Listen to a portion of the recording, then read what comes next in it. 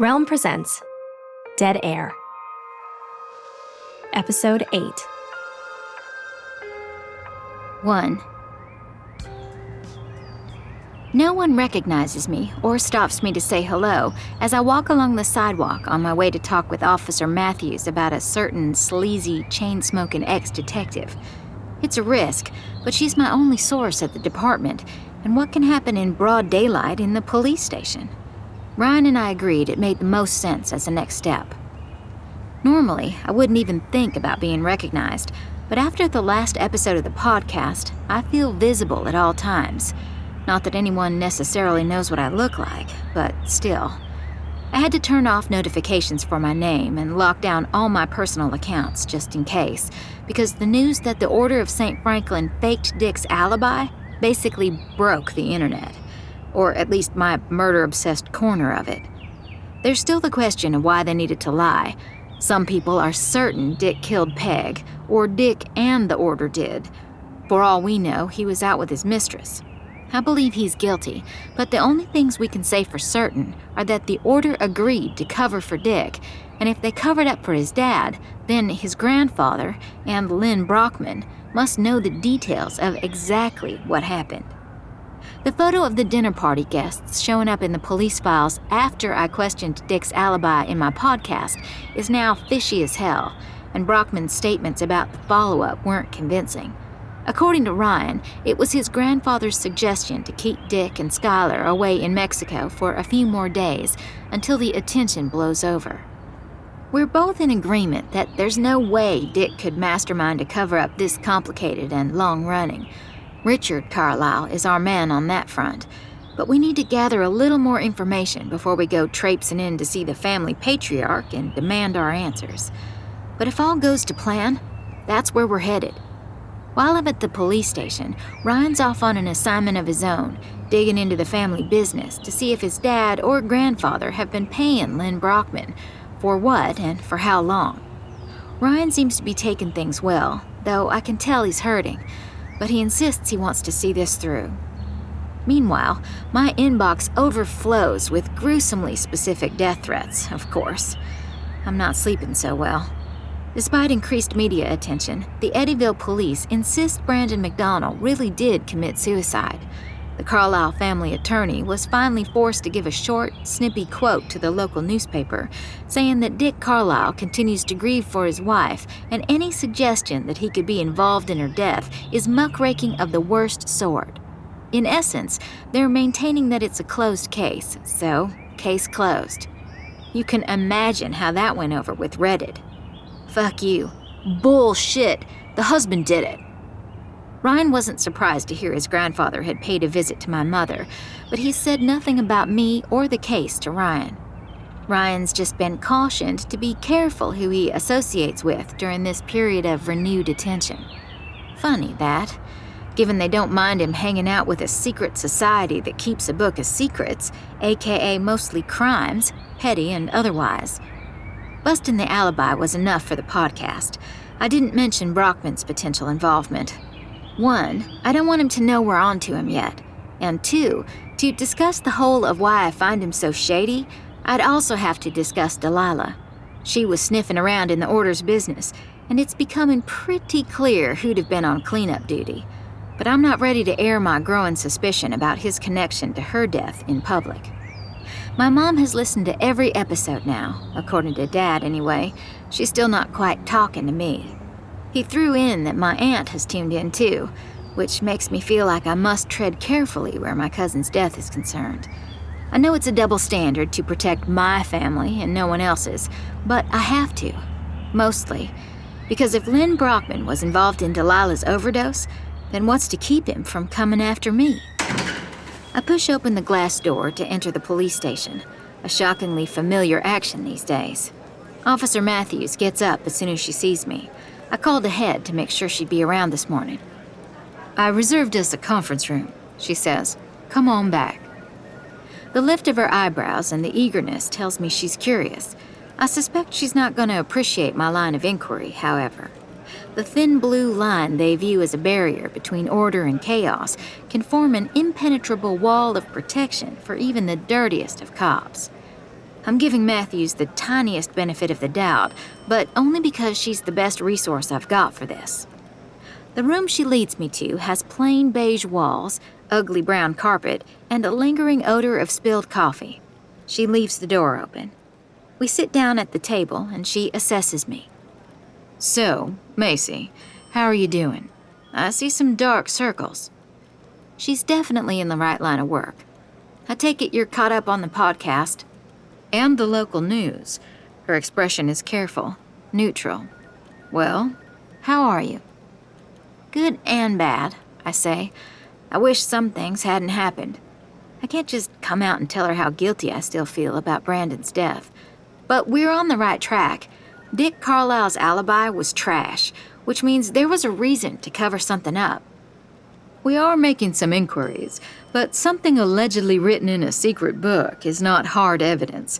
Even if we can confirm the alibi was faked, we still need to determine the reason." She purses her lips. "So far, we haven't even been able to confirm this book of secrets exists." I almost remind her I have photos, but then understand it'd be easy to discount them, to claim I faked them. Her words made me think the cops aren't looking too hard at my hard-won evidence. "Lots of people are watching to see what you do," is all I say. She nods, but doesn't comment on that. "What did you want to talk to me about?" Officers walk past the conference room door, not sparing a look for who's in here. But it makes me wonder if I should have tried to get her to meet me for coffee in a neutral place. Too late for that. I launch full speed ahead. We found out something else that I didn't include in the podcast yet, and that's why I'm here, why I needed to talk to you. There's a connection between someone involved with the original investigation and my cousin, and the order, and we may have a confirmation soon that he's financially connected to the Carlisles. "Who?" Again, her expression gives me nothing to go on. It's as bland as this conference room. "Lynn Brockman, the lead on the Graham Carlisle murder," she says, shaking her head. "I heard your interview with him. Are you sure this isn't someone you want to believe bad things about because he was rude to you?" I stiffen. I don't like the implication, even though it's a fair enough question. "I find it interesting you asked me that instead of about the connection we've turned up." Officer Matthews raises her hand. "Don't go looking for conspiracy," she says. "Not with me." "Too late," I say, and I'm not even sure whether it's a joke or not. Obviously, there was a conspiracy to hide information about Dick Carlisle's alibi. She sniffs. "And you think the police were involved?" How difficult would it have been to slip something new, like a doctored photo, into those files you gave me? To have police cars stake out my apartment to keep an eye on me? I let the statement sit there. The air feels heavy, and I wonder if it was a colossally stupid idea to come here. She is a cop, after all. At last, she leans forward, putting her elbows on the table. "I don't like your implication." She shakes her head again. "Look, you can do some of this research on your own. The police department is better now, but there are always going to be bad apples. Sometimes rotten ones. There have been problems in the past." Her reaction could have been worse. I proceed, but with caution. "What kind of problems?" "The usual. Police trying to serve themselves instead of the public. Some overuse of force, lost evidence, sloppy conduct." I'm almost encouraged. "What about Brockman?" She sits back. "I never worked with him, but there are rumors, and he's still friendly with some of the guys. I'd be extremely careful, Macy." "Is there anything I could request here? A record of the kind of problems you mentioned?" "I'm not sure I'd suggest it if there was, and I don't know. I doubt it." She pauses. "You'd be safer searching old newspapers to see if there's anything in the public record." I nod. The librarians do love me. "I bet they do. Is that all?" "For now." I stand to go, and she does the same. She opens the door for me, then hesitates. "Macy, it wasn't your fault what happened with McDonnell, and his death doesn't prove his innocence. But be careful with Brockman. He's a free man, and he could make your life difficult, even if he isn't involved the way you think. Another cop turns the hallway corner, and I suddenly feel the need to get out of here. "You're sweet to care," I say, as lightly as I can manage. She gives me a half smile. I know. My next stop is to compare notes with Ryan. I text him to meet me at the library, figuring I can do some work on Brockman while I wait. Then I take up my regular station at one of the research computers with all the news databases in the Kentucky room. The back issues are in here too, if I need to pull a hard copy. I get luckier on stories about alleged police corruption and tense moments in the city's history than I do on anything specifically to do with Brockman. His name pops up a fair amount, but only in relation to the Graham murder and other cases. The only moderately interesting thing I find about him is a story in which he and a defense attorney got into a heated courtroom exchange that led to some salty comments from the judge. The attorney claimed Brockman had buried exculpatory evidence. The perp went to jail anyway. But I have to admit that aside from that one story, what I find in the public record indicates a slightly standoffish professional. It's not like everything this guy has done has been terrible. There's no flashing light saying corrupt, which is somehow comforting and troubling at the same time. I expected him to be grimy with dirt, rotten to the core.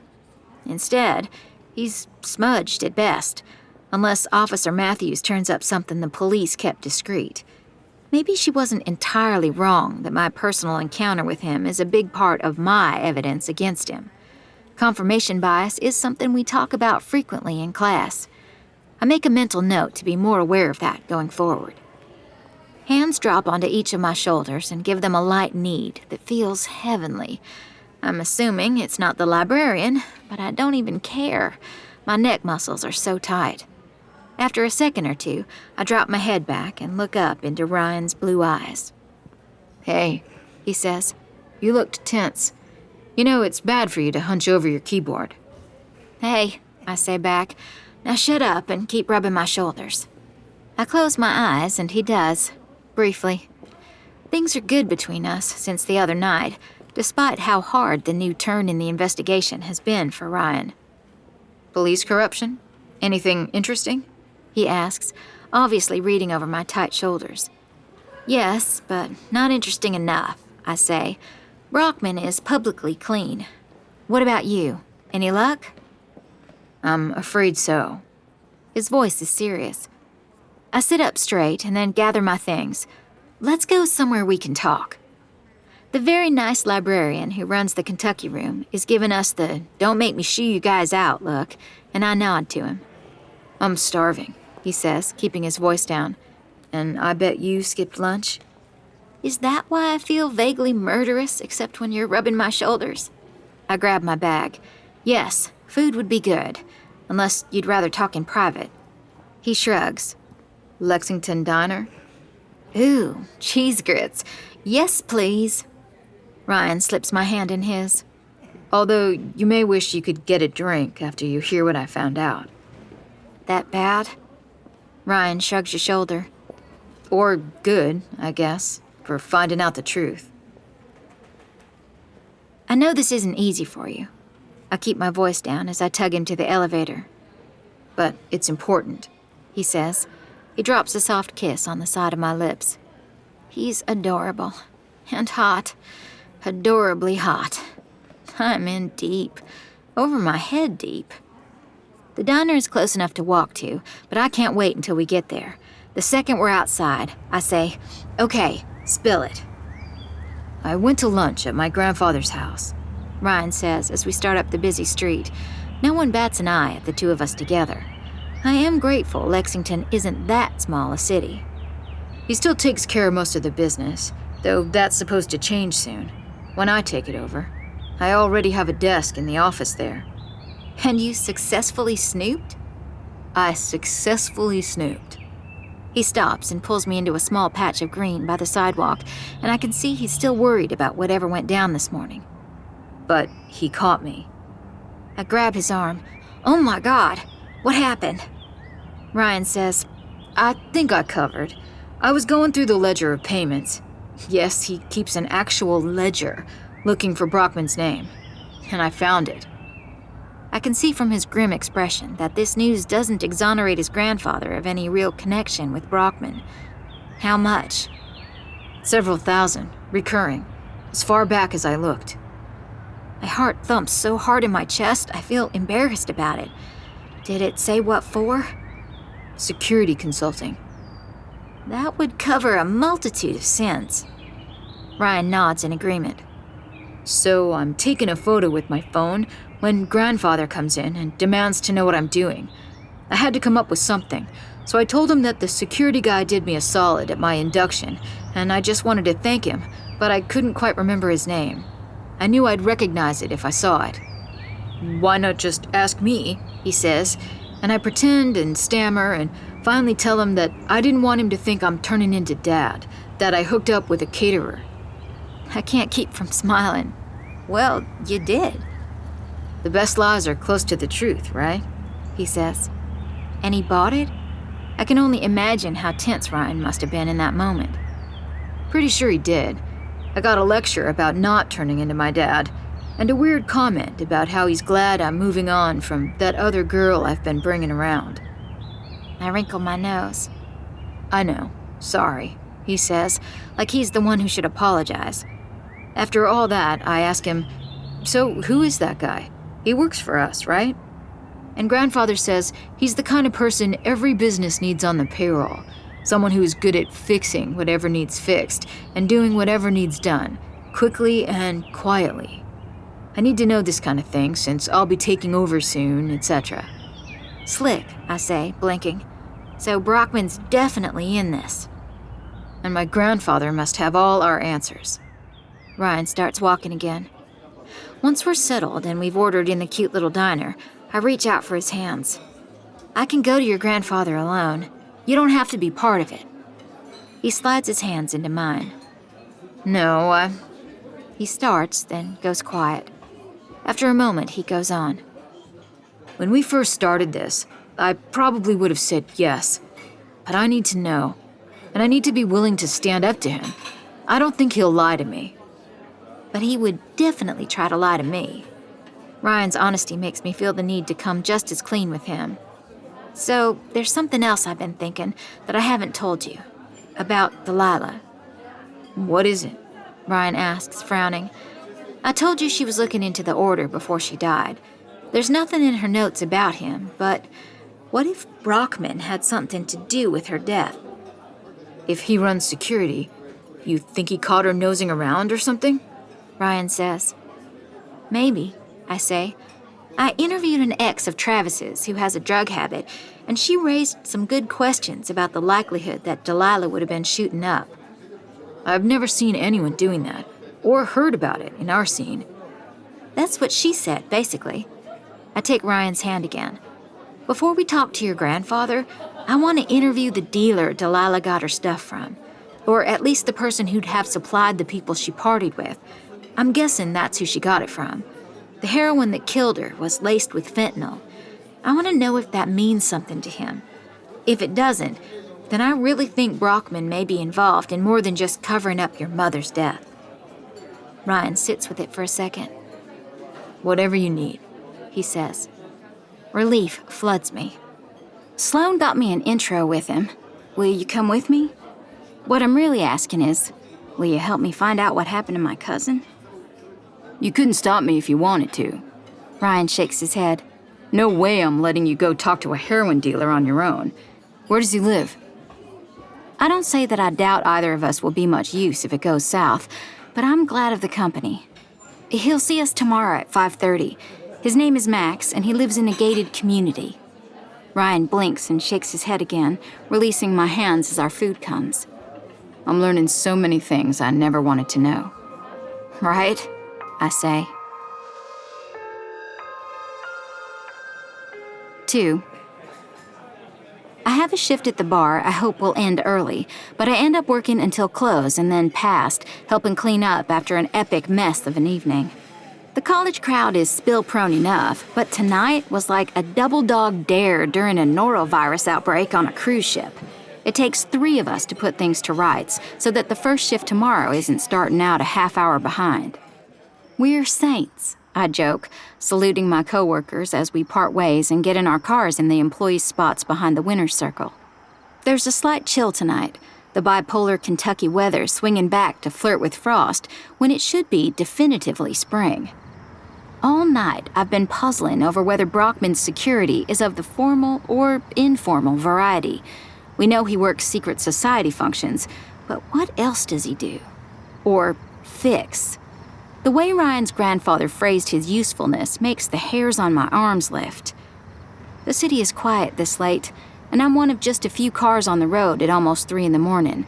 I can practically feel the cool welcome of the fresh bed sheets I put on this morning beckoning me home, and I have no doubt I'll sleep like the dead tonight, even with all the Peg Graham murder suspects staring at me from the walls.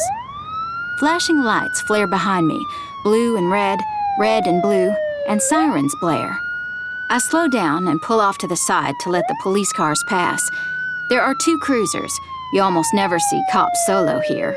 My reading in the newspaper that morning had informed me this is a semi-controversial practice of never having units respond alone.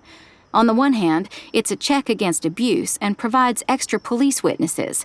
But the critics say it's a potentially inefficient use of limited resources and often looks like an immediate over-escalation, which can lead to an immediate over-escalation. I'm startled to realize that while the red and blue flashing lights are gone, headlights are still on behind me. A police officer gets out of the closest cruiser and approaches my car door. His partner's coming too. They're pulling me over. How weird. But I decide not to panic. It's not fair that it matters, but I'm a white girl in a Toyota, and while I may smell like stale beer, I can pass a breathalyzer and go on my way. I wasn't driving recklessly or doing anything except trying to get home to bed. I put my hands on the steering wheel the way I've always heard you're supposed to. The cop knocks on the window and motions for me to lower it. And that's when I recognize him from the police car that's been hanging out on my street. The clipped hair, the strong jaw. He was behind the wheel and drove away fast when I approached. Is this Brockman's work? Matthews? The orders? Whatever the case, I can barely breathe. The officer motions for me to lower the window again. Hands shaking, I crank it down. Yes, sir? Another officer is behind him now. They wear the same uniforms as Officer Matthews. Then I see 2 more cops joining the party.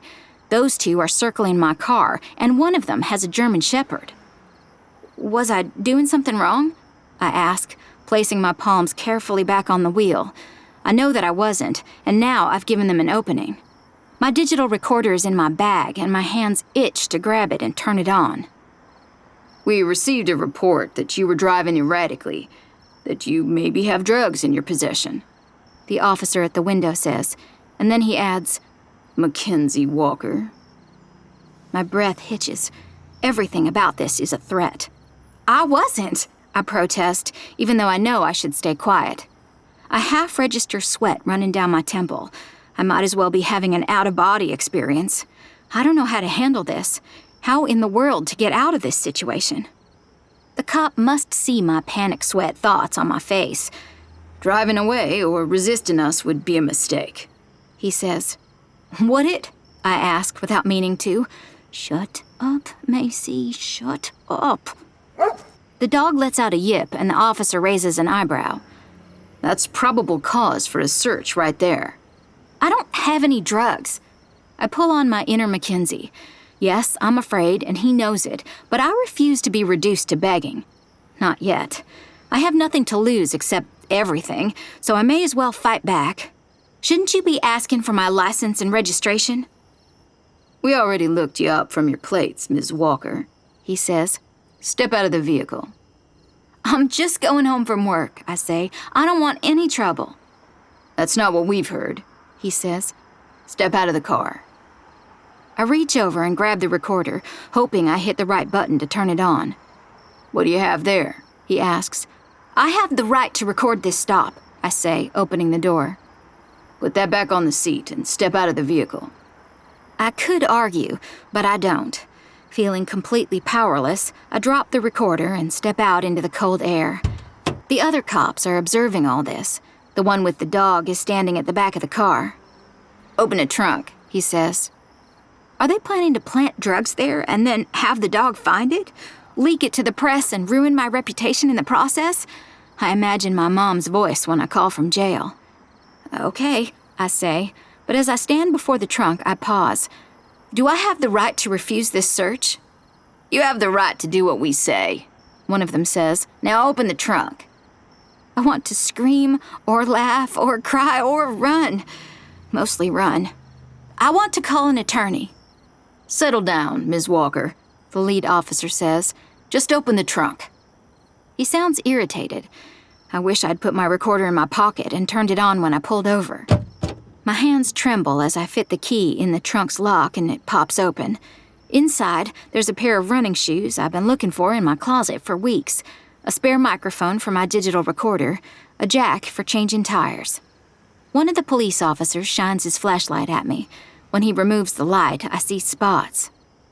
"Imagine if we find a little baggie of something hidden in here. We have instant tests now that allow us to determine if you're in possession of drugs right on the spot. The thing is, they're prone to throw up false positives, but that can take some time to clear up." What is he saying? That they could throw me in jail without even bothering to plant actual drugs? Just some substance that looks like drugs? What about dashboard cameras?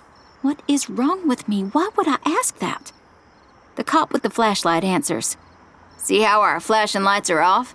That means the cameras are too." Oh, God. Officer Strongjaw studies me, and my eyes have recovered from the flashlight enough to focus on his badge. I memorize the number, in case it matters, in case I need to fight some phony charge. Flashlight guy moves forward and flicks his light around the inside of the trunk. "Looks like she's clean," he says, but not before shining that flashlight in my eyes again. "Tonight, at least." I blink, and Officer Strongjaw smiles at me, cold. "You can go on your way. Just be more careful, Mackenzie. Watch how you're driving, especially this late at night. There's a lot of trouble that finds people at this hour." I nod, unable to speak. I get in the car and take a few deep breaths before I realize they're still back there, waiting for me to pull out, that they're not leaving until I do. I wonder if they'll follow me all the way home. My hands are still shaking. I lock the doors and then text Kara. "You up? Unlock the door for me." I don't want it to take even 10 more seconds than necessary to get inside my apartment. Only after that do I put the car in gear. I hear the buzz of her reply, and relief floods me at the reminder that the outside world exists. I continue to sweat, one eye on the lights in the mirror behind me, until the cops turn off and I'm alone on the road. When I get to the apartment complex, I run inside from the car. Kara meets me, getting up off the couch. "Macy, what is it? You never want the door open." I peek out the blinds, but at least they aren't parked on the street again. "I just got harassed by the cops. They threatened me." To my great relief, Kara doesn't say, "I told you so." She says, "Oh my God, this is getting way too intense." Part of me thinks she might be right. "I'll be okay," I say, not convincing either of us, and go into my room. I call up Facebook Live and start streaming video of myself, Dead Air's first live show, and my first time off the airwaves and in the spotlight. This is Mackenzie, and it's not the midnight hour. It's way past it. I was just pulled over and harassed by 4 police officers and a drug dog. Is it because of the Order of St. Franklin? Because I busted Dick Carlisle's alibi? Are the police mad I'm onto their cover-up? I don't know, but it scared the shit out of me. 2 cruisers pulled me over, turned their lights off afterward, which apparently kills their dash cams, and I don't know what to think about it, so I'm telling all of you. So someone knows. So you all know. I recount what happened and then sign off, slightly calmer after having processed it. This is your rattled correspondent. Off tomorrow to keep checking out new leads. In the meantime, until the next episode, let's do our best to keep breathing. I hit the button to end the feed, and a dialogue pops up asking me if I want to keep it. I do. The only protection I have left is everyone knowing what happened. I'm running out of time to do anything the quiet way. 3. Ryan volunteers to drive to the island, one of the oldest and most pretentiously named gated communities in Lexington. It's only an island if you consider New Circle Road a body of water, and it's not far from campus. Mom and Dad used to take me there as a kid sometimes when we rode bikes together. We took a special delight in pedaling past the guard shack and over the causeway, crossing the man-made lake surrounding the ooh-la-la big houses. I can't quite shake my fear from the night before, obviously. I asked Ryan to pick me up because I'm a little afraid to get in my car. The Lexington Police Department popped up on my caller ID this morning, and Officer Matthews left me a message to call her. I decided not to. I can't trust anyone there right now, certainly not the last person I talked to about Brockman. After Brandon's death, I'm being more careful. Instead, I put on more makeup than normal for some fake confidence. I'm determined to put on my best Mackenzie front. Ryan says it wasn't the order who had the cops shake me down, at least as far as he can tell by putting out a few feelers to his buddies. The GPS prompts us into the driveway of a red brick McMansion with picture windows. Are you ready for this? Ryan asks as he parks and turns off the truck. I shift in my seat to face him. Are you? Not in the slightest. He pauses. I hate that I know people who do this stuff. I hate that your cousin got sucked into it. I'm not sure how deep in she was, I say. It may have been a convenient way to get rid of her. Ryan doesn't speak, but I can tell he has something he wants to say by the steady stare he gives me. I glance over at the house to see the front door open and a well-dressed guy in his 30s standing there waiting for us. What is it? I ask. Do you really want to know? He's hesitant. Have you met me? He considers, then says, She was into it, Mace. At least a little. I remember my mom's comment about her grades, and I want to ask him a million questions about what he saw Delilah doing, and when, and with who, but I'll let it go for now. Okay, good to know, I say. Well, not good, but you know what I mean. I do. He sounds apologetic. I just thought you should have all the facts. Let's go get them. He's waiting. Ryan follows my gaze to the door. Wow, courteous. Or eager. We get out and walk up an impeccably maintained stone path in a yard like a lawn service ad. It's one of those perfect green postage stamps, every blade the same length, no dandelions. I'll never understand how they manage that. Growing up, our yard had fresh dandelions the next day, no matter how hard Dad fought them. Max, the friendly neighborhood drug dealer, opens a glass outer door to meet us on the porch. Hello there, he says, beaming at me. He's got longish brown hair and his eyes and skin are clear, not using his own product, or not often from what I can see. He shakes his head. I'm sorry, but I'm freaking out right now. The Mackenzie Walker. I'm a huge fan. I've been listening since your first broadcast. Really? I'm flattered, though I don't want to be, and also concerned about my fan base, especially since I'm here to see if this guy sold my cousin the poison that killed her. I did a DJ stint at The Only Alternative Left, too, he says. That's how the radio station brands itself. Still have it on at night a lot, so just happened to be listening that first night. I was in. Oh, well, thanks, I guess. Sorry, Max says, smoothly transitioning. You're not here for me to fanboy all over you. Come on in. Am I part of your investigation? Or this, I mean, is this part of it? He sounds excited by the prospect. Ryan has taken everything in without a word, but he's obviously making mental notes all over the place. He stops for a second to look Max up and down as we go in. Do I know you? Max asks him. No, you don't, Ryan says. And you don't need to. Ooh, so you're the muscle. Max raises his eyebrows at me. I was going to offer to smoke you guys out, but now I'm thinking maybe not. No thanks, I say. We enter a home that's sickeningly nice and clearly expensive. The front room has the air of a formal parlor, and other than a faint smell of weed, I'd never peg this as a drug dealer's home. Max leads us to a living room with comfy leather couches opposite a huge aquarium filled with enough coral and tropical fish that I have to remind myself I'm not here for a tour in order to keep from asking about it. Ryan puts his hand on my leg when we sit, then removes it, seeming to remember we're here on official business. What can I do for the famous Mackenzie Walker?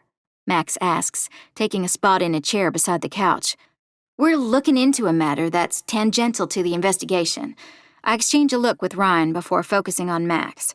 I need to ask you to keep the topic of our visit quiet. It's sensitive. Can you do that? Max shrugs. You could say it's my stock in trade. Fair enough. All right, I say, and just remember, I know about your business. I don't intend to do anything with that information, but that could change. Ryan tenses beside me in a don't threaten the drug dealer way, but I don't care. Max takes my meaning and nods. There's a fresh respect there. I see how it is. I don't have all afternoon, so let's get to it, he says. I briefly consider asking to record this, but I know I'll never use the tape, given the topic. I wade right into the deep end. You know I've met Sloane. She raised some questions for me about the death of Delilah Jones. I don't know if you remember Delilah or even knew her, but... Delilah, he says. Of course I remember her. I never forget a face, and she was memorable. I was really sad to hear about her. Yeah, I can tell how broken up you were by your absence at the funeral. Were you surprised? Yeah, I was. She was casual at best. She'd only tried H twice, the first time with her boyfriend. Ryan straightens. That surprises him. Like Sloane, he didn't think Travis had ever used heroin. So she bought product from you? I ask. Max shakes his head. No, I gave her some samples. Travis was a customer. I make it a habit to know what people are into, what they might get into. Business plan. I don't say what I want to say, that she was my cousin and that his samples may have gotten her killed. What about a guy named Len Brockman? Ryan cuts in. Have you ever sold to him? Max shakes his head. I don't know him. Travis and Delilah, as far as you know, did they shoot or snort? Snort, as far as I know, Max says, but people get experimental, so who can say? Is that all? I have one more question, I say. Do you ever sell people... I stop and correct myself. Sell or give people samples that aren't clean? The heroin that killed Delilah wasn't exactly pure. It had fentanyl in it. Max sits back, offended. I'm an entrepreneur. I don't kill my clientele. But you've never accidentally sold anyone fentanyl-laced product? I press. No, I haven't, he says. I'm careful. I know my supplier. And I see no hint that he's lying. That's all the questions I have. As far as I'm concerned, it's more than likely that Brockman had a hand in Delilah's death. I want Max to know the real reason I'm here. I want him to know that Mackenzie Walker is no fan of his. You should know. Delilah was my cousin. His eyes widen. Oh, man. I didn't know. I'm really sorry. Like I said, I was shocked. I start to say something else, but he holds up a hand. I know what's next, he says, and believe me, I don't sleep that well. You don't have to lecture me, but I provide a service, and I'm a safe place for people to get it. People like Sloane, who maintain, are the bulk of my business. People who can afford to screw up and their parents will send them to rehab. He gives Ryan an apologetic look. Sorry if that hits close to home. There's a reason we don't know each other, Ryan says, and I am 99% sure the room is edging close to violence. I don't know how Max got into this line of work, but I can't imagine he'd shy away from a punch, nice house or not. We're done here, I say. Then to Max, thanks for your discretion, if not your contribution to society. And thanks for yours. Max is standoffish for a breath, and then he relaxes as he stands. I really am a huge fan. This was a thrill. As we leave, I attempt to murder him with a look, but of course it doesn't work. Once we're back in the truck, Ryan confirms my feeling from inside the house. I really wanted to hit that guy, Ryan says, and I'm not someone who gets in fistfights. Yeah, me too. I gather my hands in my lap. The weeks and weeks since I began this journey, and everything I've learned, swirl around me. It's time. Ryan scoots over close enough to touch my cheek. This is something I could never have imagined when I started all this, that Ryan Graham Carlisle would touch me so easily, so familiarly, and I'd be able to touch him back. I lean into his palm, taking comfort, then grip his hand in mine. Ryan asks, "What do you want to do now? Confront Brockman? Go to the cops? Or stick with our plan?" This is about your mother's death first. It's all about who really killed Peg. Brockman had to be involved in the cover-up, but confronting him doesn't make sense, especially over Delilah. The only chance we have there is if he goes down for Peg. Confronting him would be the most dangerous thing we could do. Think about what happened last night. I'm not sure I believe the cops will do anything if we go to them with this. We need enough to nail him, to go public. "Then it's time to talk to my grandfather," Ryan says. "I'll make the call and set it up for tomorrow. I'll make sure Dad's not around, but you need to know, this is going to be the hardest interview you've ever done." Remembering my first encounter with Grandfather Carlisle, I don't doubt it a bit. I'll be ready. 4. The next day, I dress like I'm preparing for battle. Or, it occurs to me when I look in the mirror at the result, like I'm getting ready for church. The girl staring back is trying too hard. She's wearing a job interview or Easter Sunday dress. I don't see Mackenzie. I don't even see Macy. Even though I'm overdue to leave for the farm, I change. I go with jeans, boots, and a t-shirt with a cardigan. And I feel like me. I'm not trying to impress Richard Carlisle. I'm trying to crack open the book of secrets inside him. No cops pull me over on the way to Heartstone, but they may as well have. By the time I ring the doorbell, I've noted the sleek Mercedes parked in the driveway, and my heart is racing like I'm surrounded. Richard Carlisle beat me here, on the dot at the appointed hour Ryan asked him to arrive. No pregame then. It's straight to the main event. Now I know how the thoroughbreds in their starting gates at the Derby must feel. Ryan opens the door and gives me a tight smile. "You're late," he says into my ear as he kisses my cheek. Then louder, "Come on in." "Sorry," I say. But he gives my hand a reassuring squeeze. We're in this together. He leads me past the stairwell to the upper floor and into a room I've never seen before.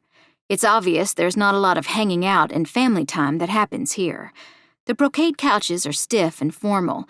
There's an enormous flat screen on the wall, off, and a bar in the corner, and a table that's been styled by a designer with some random art pieces and oversized museum books about horses.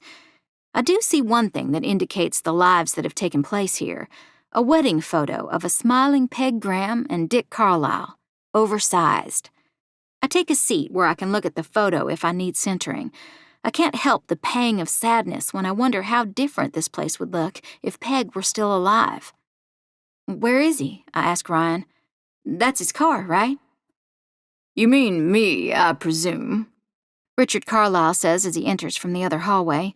He's got that ornate walking stick with the horse's head on it gripped in his palm. I have an inclination to flinch as he approaches, like he's going to give me the proverbial 40 whacks with it, but I paste on a phony smile instead. "We've met before, haven't we?" he asks, though he doesn't wait for my answer. His suit is obviously cut expressly for him and probably costs a few months of my rent, if not a year. His beard is immaculate. He sits down and casts a look that's ice straight through. One gimlet eye on the rocks, I think, at Ryan and me. "I believe I know what this is about." There's a smug certainty to his declaration, which is the last thing I expect to hear, and I'm momentarily thrown. I'm at a complete loss for how to react. All my prep disappears. Ryan shoots me a look and apparently gathers as much, then takes the lead, though he seems lost too. "You do?" he asks. "Well, my boy," Richard says fondly, "I may be old, but that also means I've experienced a lot of things before." The fondness fades. "I thought from our conversation the other day that you were learning not to repeat the mistakes of the past, but you are your father's son after all, I see." "He's his mother's son," I cut in, through and through. Richard Carlisle looks down his nose at me like I'm a bug in his iced tea. He trains his steely gaze on Ryan. This isn't the caterer, is it? More's the pity.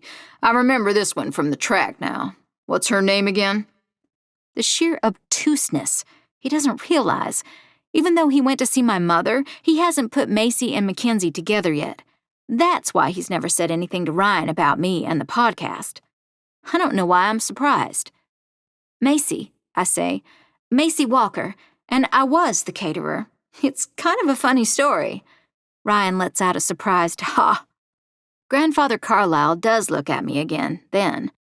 Why must you be here for this? I can't fathom what this guy's up to. I feel like I'm playing chess with a Time Lord when I thought I'd be playing Yahtzee with a minion. But I'm ready. You've worked for this. Don't give up now. Why would I be anywhere else? I ask. You'll take care of it, he says, sighing. We'll pay, of course. You can even have a tip for keeping your mouth shut. How much do you want? Ryan and I exchanged open-mouthed, questioning glances, and then I understand. My face flushes with heat. You think I'm pregnant? The words burst out of me, and Richard Carlisle is off his game for the first time, probably in years. His eyebrows lift. You're not? We just started dating, Grandfather, Ryan says. Then, I thought this would be a hard conversation to have, but you just made it a whole lot easier. Macy? I face Richard Carlisle. I go by Macy, but maybe I should introduce myself more formally. Proceed if you must, he says, trying to recover his control. He laughs as if this is all some big lark. I'm Mackenzie Walker. The laughter fades. The host of Dead Air. I think you've heard of it? His eyes narrow. I see that you have. What is the meaning of this? He bangs the bottom of his walking stick on the floor, and it's all I can do not to jump. Ryan, why would you invite this snake into our home? It's my home, Grandfather, Ryan says, calm and collected, a Graham Carlisle. I can invite whomever I want. Richard's jaw works. We're here because I've discovered some things during my investigation, I say. I think of Peg, of Lynn Brockman at the Order of St. Franklin party, of Delilah, of the man across from me writing Brockman checks. Things we think you can help explain. He shakes his head. Brandon McDonald's family, were they paid off? Charity, he says. They weren't responsible for what happened. It was an act of kindness. I exchange a glance with Ryan. He's not buying that one either. And then Brandon ended up dead.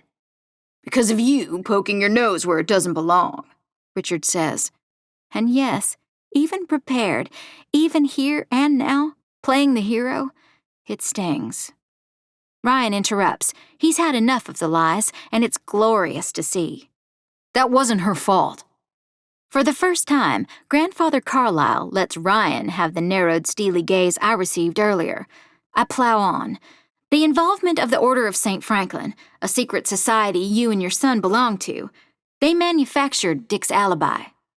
He snorts. Not so secret anymore, is it? No, I say, and smile. Mackenzie hitting her stride. But the fact that Lynn Brockman works for it is. The same Lynn Brockman who presided over Peg's case for the police. He must have known about how phony Dick's alibi was for the night of the murder. Did Dick do it? Get mad at Peg and shoot her? And then you called Brockman to fix it, quickly and quietly, protect the all-important Carlisle name. So Brandon McDonald plays the fall guy, agrees to suicide to help his family, but he lives. No matter, he stays quiet, his family gets rich. It's all fine until I start asking questions, and maybe he starts to reconsider the decision he made all those years ago. This is very, Richard starts. I talk over him. Someone else started looking into the order, too, last year. Another journalism student. Brockman found out about it and took care of her with a fake overdose. This is getting ludicrous, Richard says, and he sounds like he means it. I don't know what you're talking about. What if Delilah's death was just an overdose? Am I wrong about that? Confirmation bias again? My heart cracks open, but I leave Delilah's name out of this for now. Don't you? Brandon McDonald didn't kill Peg Graham, but you know who did, and you helped cover it up. So, who was it? Did I get it right? It was your son, Ryan's dad. I cross my arms and wait. Richard looks back and forth between me and Ryan. He closes his eyes and shakes his head. I did it. I broke him. Ryan speaks up. Tell us the truth, grandfather. I deserve to know. You're right, Richard says at last, opening his eyes. There's a sadness there, but he still looks calculating to me. but not about who did it, or why we had to make it go away. He's laser-focused on Ryan. I never wanted you to have to know, my boy. I still don't. Can't we just leave this alone? It'll be better for everyone. He does include me in that, and it's almost a plea. His voice breaks a little on his next word. Everyone. No, Ryan says, so guarded I can't read his emotions. I want the truth. Grandfather Carlyle rises, waves a hand to settle us, and walks to the bar. He pours himself a generous bourbon, then adds more and takes a drink. Ryan and I wait in silence. I wish I could take part of the weight of what Ryan must feel in this moment. I wish I could give him a hug, but I stay where I am. I still don't trust Richard Carlyle.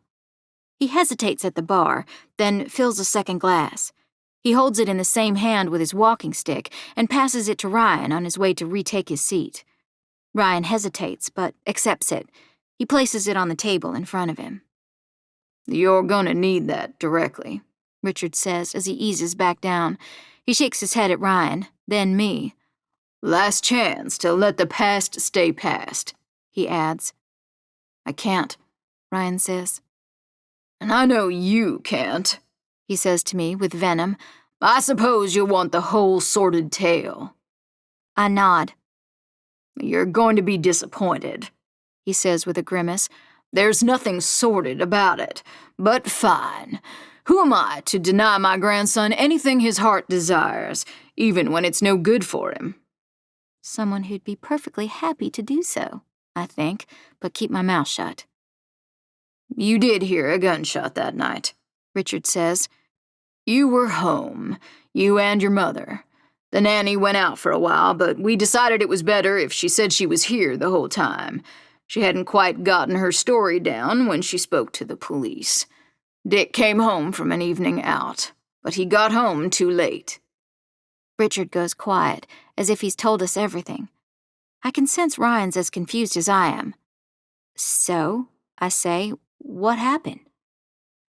Peg always carried that silly little derringer with her when she was out on the farm, for snakes or emergencies or in case she encountered the wrong person at the wrong time. Who knows why she did anything? It wasn't a serious gun, it looked like a toy. My heart thuds as I take in what he's saying. That Ryan was alone with his mother. That she had a gun that looked like a toy. No, Ryan says. Richard isn't one for grace. I told you to leave it alone. He pauses, and I swear it's for effect. If I had to place a bet, I'd put my money down that now he's the one enjoying this. Punishing Ryan for questioning him, maybe. It was you. I drag in a breath and put my hand on Ryan's arm. He shrugs it off. You can't be serious, I say. You want us to believe that 3-year-old Ryan killed his mom, put a horseshoe in her hand, and that you felt the need to cover it up? It would obviously have been an accident. I know you want a sexy story, don't you? Richard asks. He drags out the words. Yes, he's definitely enjoying this. But there isn't one. You can't understand because you come from a different background. Ryan is a Carlyle. Dick needed an alibi because he was out with someone he shouldn't have been. When he came home and found out what had happened, he fell apart, as always. My one regret in life is that I didn't manage to make my son strong. But he called me, at least. He left the horseshoe in her hand, her special keepsake from her favorite horse, because he was maudlin, out of control by the time I got here. Brockman was a friend. I made him an offer to protect my grandson's future. I killed my mom. The words drag from Ryan's throat, and the pain and shock in his voice is all too clear. All this time, it was all for me. Because of me. I look at the wedding photo, Peg and Dick smiling without a care in the world. I don't regret it, Richard says. You should never have had to know. It was an accident. But you ruined another man's life, I say. Brandon McDonald was happy to sacrifice so his family could live well. His life was disposable, and he knew it. Ryan's is not. Ryan isn't saying anything now. He's folding, his entire body tight, pulled in. Ryan, I'm sorry. I reach out to him, trying to take his hand. He pulls away, then shakes his head as if to clear it of my voice. Leave it, he says. Richard says, Yes, I think that's enough from you. Are you proud? Did you get the scoop? I assume you have enough decency not to want to ruin Ryan's life over this, his future, his family name, his reputation. I don't know what to do. Ryan won't look at me. Richard won't look anywhere else. You should get going, Richard says. This is a family matter. I'll take care of Ryan, the way I always have. Ryan? I ask.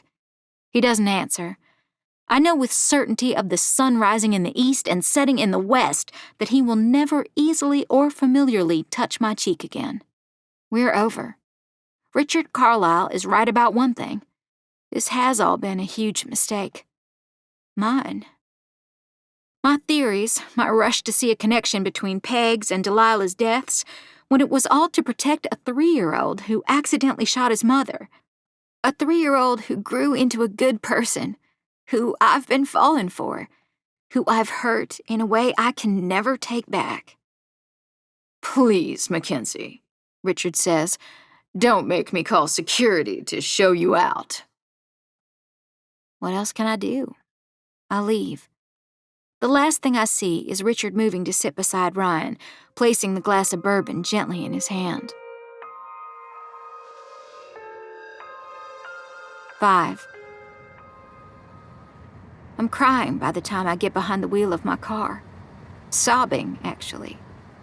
What a mess I've made of everything. My life and Ryan's. I wish I'd never mentioned my suspicions about Delilah to my mom. There's a small blessing in the unlikeliness that she would have told my aunt. How can I look anyone in the eye after this, including myself? My fans. I feel sickened that I'm even thinking about them, but I am. I have to disappoint them, too. I can't go public with any of what I learned today. Richard Carlisle may be a monster in some ways, but I understand what he did. I understand why, and he's right. I can't hurt Ryan that way, drag this all out for everyone to gawk over and discuss. I've done enough harm. Telling the truth won't bring Brandon McDonald back, and it won't get Ryan and me back together either. There's no justice for Peg Graham, just a tragic end. This is it. There's only one thing left for me to do. I have to officially end the podcast. Dead Air is over. My investigation is at an end. I've hurt the people closest to me by pursuing this, and I haven't been completely honest with you, my listeners, either. I let personal feelings cloud my judgment at every turn. I need to go silent now. We need to let the Graham Carlisle family have peace. They deserve peace. Most of all, Peg deserves to rest in peace. This is goodbye from Mackenzie Walker and Dead Air. Let's all just keep breathing. You're listening to Dead Air by Gwenda Bond, starring Lynn Norris. Produced by Realm, your portal to another world. Realm, listen away. Dead Air is created by Gwenda Bond and written by Gwenda Bond, Rachel Caine, and Carrie Ryan. It is produced by Julian Yap and executive produced by Molly Barton. Audio production, sound design, editing, and theme music by Amanda Rose Smith.